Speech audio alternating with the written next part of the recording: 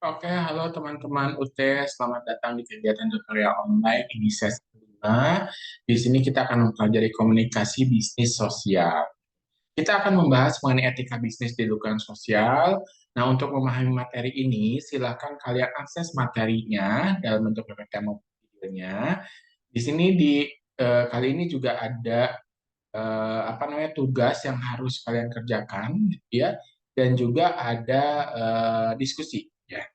Secara khusus, modul ini Anda diharapkan untuk mengetahui dan menjelaskan mengenai etika bisnis di lingkungan sosial dan efektivitas komunikasi bisnis di dalam kolaborasi. Nah, modul ini berkaitan dengan komunikasi bisnis di dalam sosial dan dalam kolaborasi. Oleh karena itu, silahkan saya akan share materinya, gitu ya.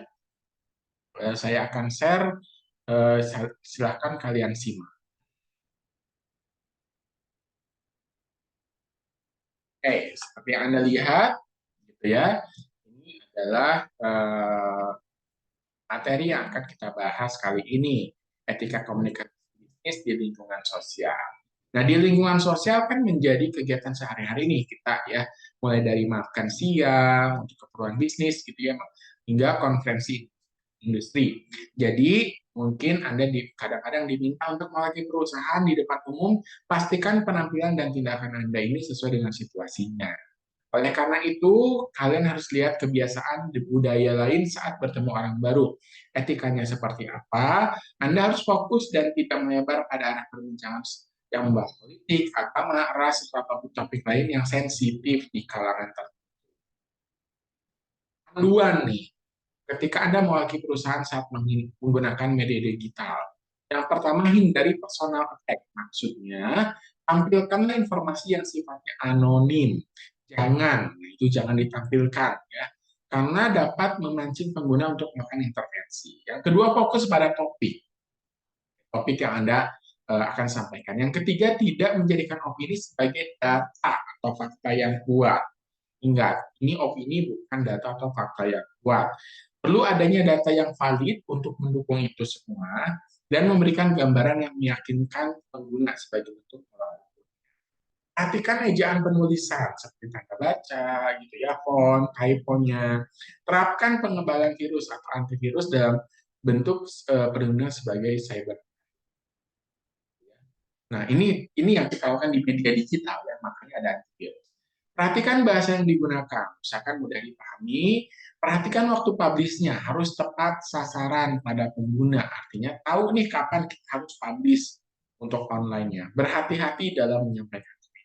Itu adalah panduan yang diikuti dalam menggunakan media digital. Unsur-unsur etika komunikasi bisnis. Pertama, sumber. Nah, ini adalah melibatkan pembuat atau pengirim informasi. Kedua, pesan. Ini adalah proses komunikasinya yang disampaikan kepada penerima. Yang ketiga, media. Ini alatnya, ya, alat yang digunakan komunikator untuk khalayaknya. Yang keempat, receiver atau penerimanya. Ini sasaran pesannya, gitu ya. Yang kelima, pengaruh atau efeknya. Perbedaan antara yang dipikirkan, dirasakan, dan dilakukan oleh penerima sebelum dan sesudah menerima pesan.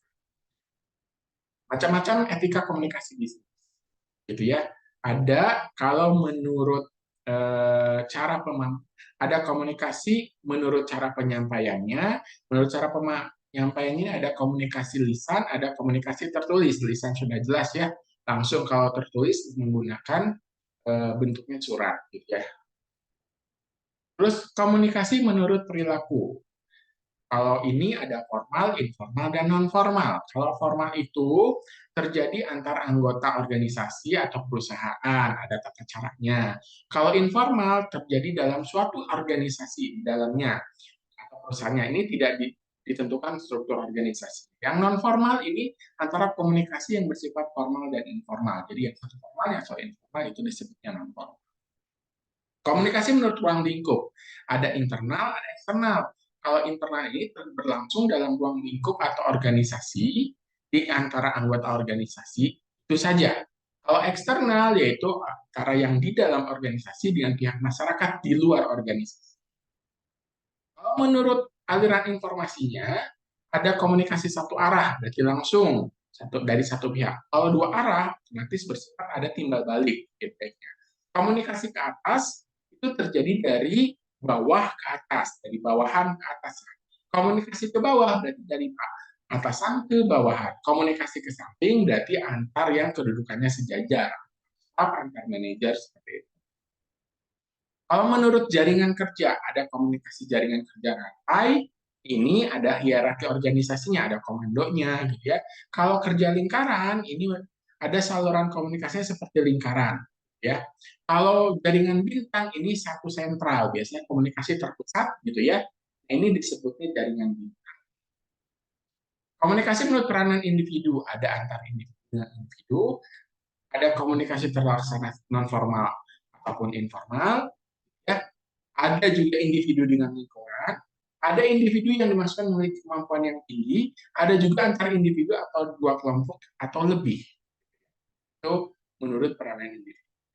Kalau menurut jumlah yang berkomunikasi, ada perorangan, perseorangan yaitu perorangan ya. Kalau kelompok berarti antar satu kelompok.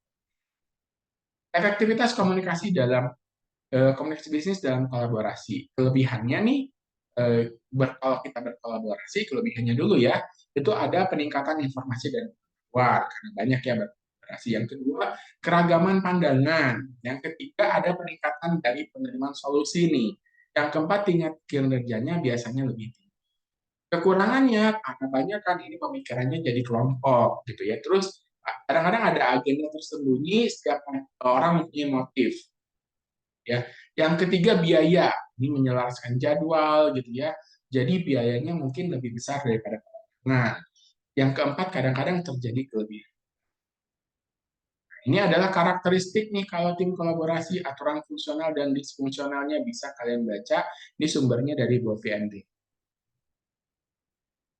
Karakteristik tim kolaborasi. Satu, perilakunya proaktif.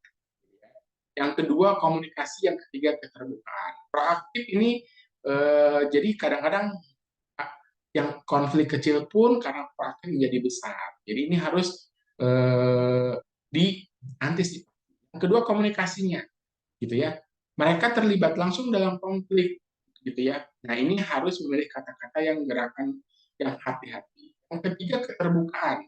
Keluarkan perusahaan terbuka sebelum berurusan dengan masalah. Yang keempat, riset. Jadi cari alasan faktualnya. Yang kelima, fleksibilitas. Jangan biarkan siapapun mengunci posisi pertimbangan solusi lain. Yang keenam nih adil, harus adil. Yang ketujuh, adanya persekutuan atau aliansi ya, untuk melawan kekuatan di luar. Itu saja mengenai komunikasi bisnis sosial ya. Untuk selanjutnya, kalian bisa kerjakan tugasnya dan juga aktif dalam diskusi. Sekian, sampai bertemu di sesi selanjutnya.